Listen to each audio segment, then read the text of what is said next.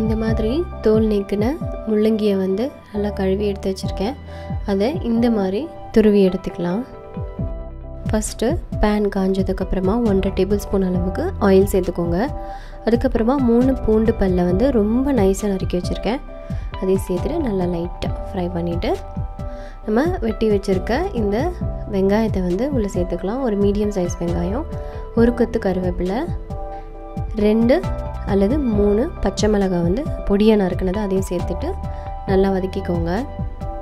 ஒரு 80% குக் ஆன போது வெங்காயம். இந்த சமயத்தில் நம்ம துருவி வச்சுருந்த முள்ளங்கி உள்ள சேர்த்துக்கலாம். சேர்த்துட்டு நல்லா வந்து வதக்கிக்கோங்க. வதக்கிட்டு இப்போ இது ஒரு மூடி வச்சு மூடிட்டு ஒரு 10 நிமிஷம் அப்படியே விட்டுருங்க. ஃப்ளேமை வந்து லோவில் வச்சுக்கோங்க. அப்போ தான் வந்து நின்று வேகும். இந்த சமயத்தில் அதுக்குள்ளே நம்ம எடுத்து வச்சுருந்த 2 முட்டையை வந்து அடைச்சி வச்சுக்கலாம். ஏன் அடைச்சி வச்சுக்கலாம்னா ஸ்ட்ரைட்டாக கூட சேர்க்கலாம். ஆனால் இந்த மாதிரி பண்ணுறதுனால வந்து சீக்கிரமாக நம்ம அந்த காயோடு அது பிளெண்ட் ஆகும். இப்போது முள்ளங்கி நல்லா குக் ஆகிடுச்சு. இந்த சமயத்தில் நம்ம முட்டையை சேர்த்துக்கலாம். சேர்த்துட்டு தேவையான அளவுக்கு உப்பு சேர்த்துருங்க.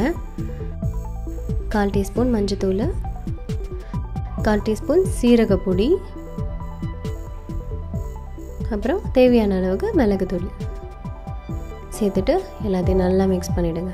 இந்த சமயத்தில் ஃப்ளேமை நீங்கள் ஃபாஸ்ட்டாக வச்சுக்கணும். அப்போ தான் வந்து ரொம்ப குக் ஆகும். இப்போ இது ஒரு 2 நிமிஷம் மூடி வச்சுக்கலாம். மூடி வச்சுட்டு இப்போ ஓப்பன் பண்ணி பாருங்கள். ரொம்ப நல்லா குக் ஆகிருக்கு.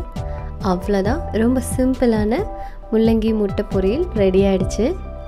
இது நீங்கள் எந்த புளி ரிலேட்டட் குழம்புக்கும் நீங்கள் வந்து சைட் டிஷ் வச்சிங்க அப்படின்னா ரொம்ப சூப்பராக இருக்கும். கண்டிப்பாக ட்ரை பண்ணி பாருங்கள்.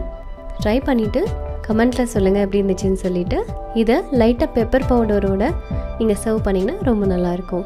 இதே மாதிரி சூப்பரான டிஷ்ஷோட நெக்ஸ்ட் எங்களை வெயிட் பண்ணுறேன். டில் தென் பாய்.